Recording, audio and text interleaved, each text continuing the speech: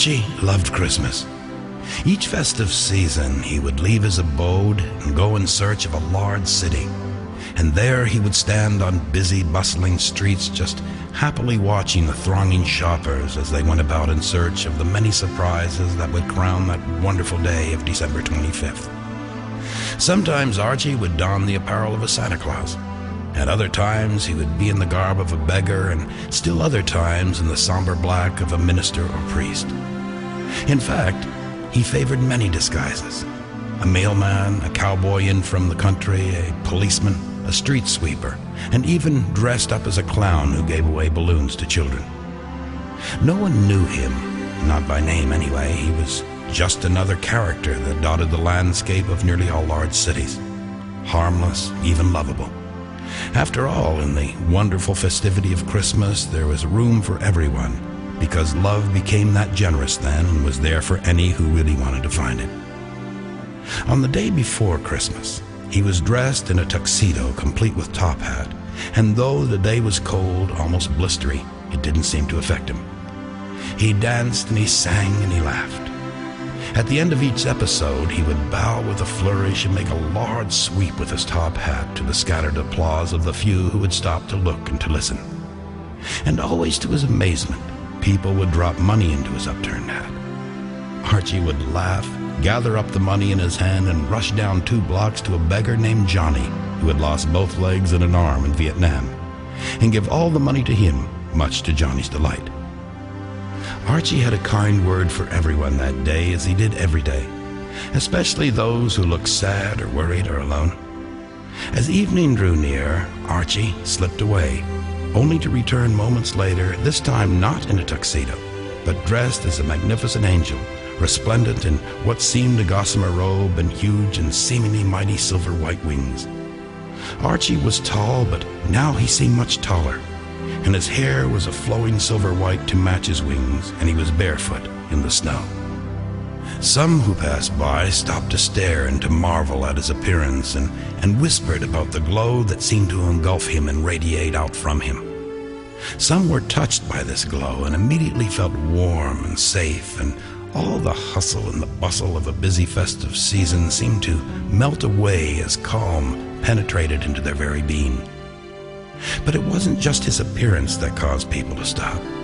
It was what he held in his arms as well. A tiny child, newborn or so it seemed, who cooed and gurgled and did not cry.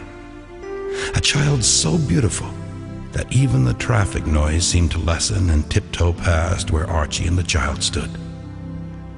Archie's face was no longer the face of a clown or a priest or a beggar or a mailman or a cowboy.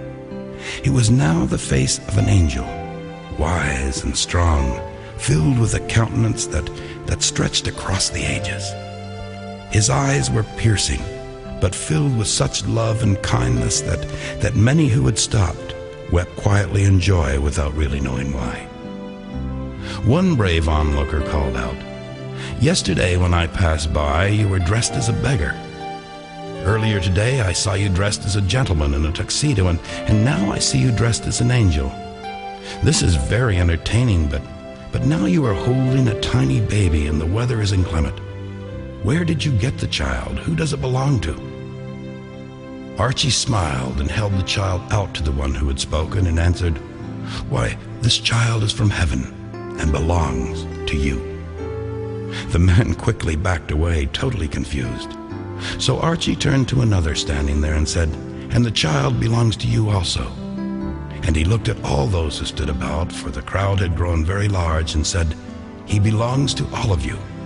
Will you not take him from me and welcome him into your home?" But no one moved. No one said a word. No one reached out for the child.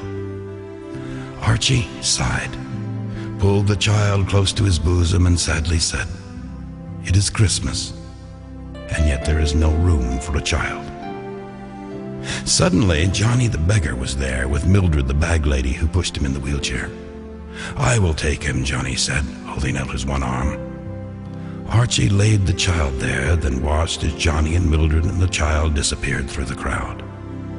It was then what seemed like a miracle happened.